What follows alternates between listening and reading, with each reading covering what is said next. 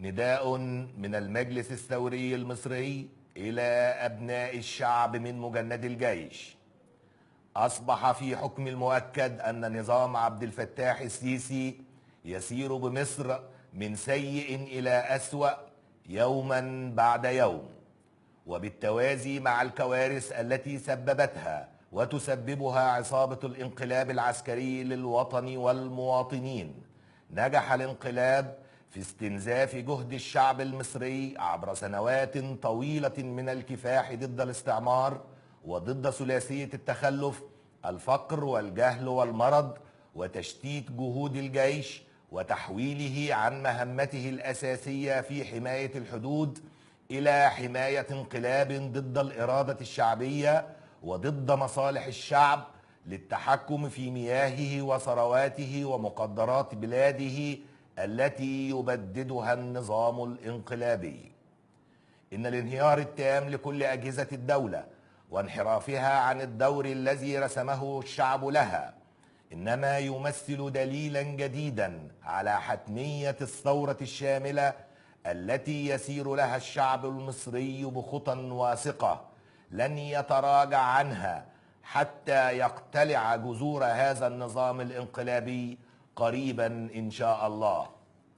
وإيمانا من المجلس الثوري المصري بحتمية هذه الثورة على هذا النظام الفاشي، فإننا نقف في الصف مع الشعب ونسير في ذات الخطى على طريق الثورة ضد هذا النظام الفاسد، ونحذر عصابة الانقلاب من استمرارها في قمع الثورة بقوة السلاح،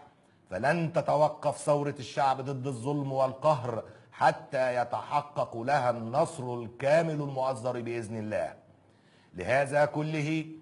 فإن المجلس الثوري المصري يتوجه بالنداء لكل شريف من أبناء الشعب في الجيش والشرطة وقوات الأمن المركزي للعصيان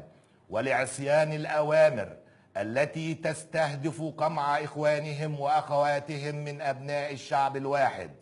وتجنب استخدام السلاح في مواجهة شعب أعزل، والانضمام لثورة الشعب ضد العصابة المسيطرة على الجيش والدولة. ويتعهد المجلس الثوري عقب سقوط الانقلاب مباشرة بالسعي بكل ما أوتي من قوة لمساندة ودعم كل الذين سينحازون لصفوف الشعب ويمتنعون عن استخدام السلاح. أيها الجنود أبناء مصر الأوفياء، إن عصابة ضباط كامب ديفيد في الجيش تستمر في الطريق الذي رسمه لها أعداء الوطن لتمحو بطولات عظيمة سطرها ضباط وجنود من بينهم عبد المنعم رياض وسعد الدين الشاذلي، كما أن تلك العصابة هي التي قتلت الفريق أحمد بدوي ورفاقه الشرفاء. نفس هذه العصابة هي التي تستخدمكم وقودا في معركتها اليوم مع إخوانكم من أبناء الشعب لتضحي بكم في مواجهة عبثية مفتعلة في سيناء وفي بقية ربوع الوطن. تموتون بلا ثمن سوى استمرار بقاء هذه العصابة الانقلابية في مواقعها واستمرار حصولها على امتيازاتها واغتصابها لإرادة الأمة واختطاف رئيسها الشرعي الدكتور محمد مرسي قائدهم الأعلى والذي لا يزال القائد الأعلى للقوات المسلحة المصرية. لقد ضرب جنود مصر أروع أمثلة الفداء والوطنية على مدار تاريخ مصر الحديث، فأنتم لستم أقل وطنية من عبد العاطي صائد الدبابات في حرب أكتوبر 73، وسليمان خاطر الذي انتفض لشرف مصر فقتل جنود العدو الصهيوني عام 86 وغيرهم الكثير والكثير.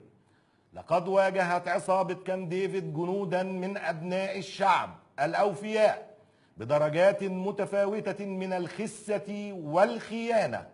وصلت في أدنى درجاتها للتجاهل والاحتقار، كما في حالة صائد الدبابات الجندي المجند عبد العاطي الذي توفي فقيرا مضطهدا مريضا،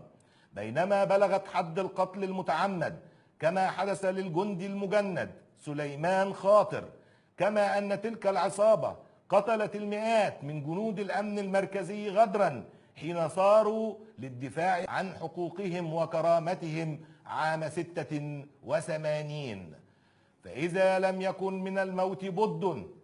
فلنمت جميعا بشرف فداء للوطن وحريته واستقلال إرادته في مواجهة حاسمة مع الظلم والاضطهاد والعسف، ونرجو من الله شهادة في سبيله.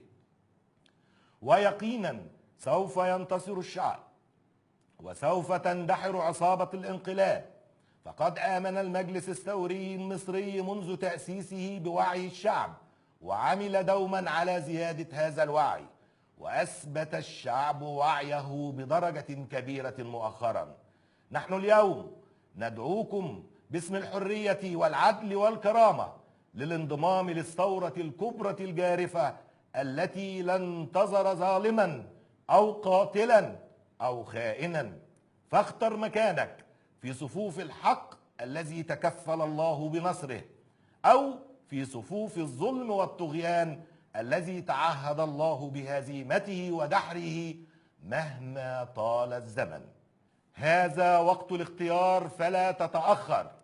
الجميع في انتظارك في صفوف المنتصرين بإذن الله، وعلى الله فليتوكل المتوكلون.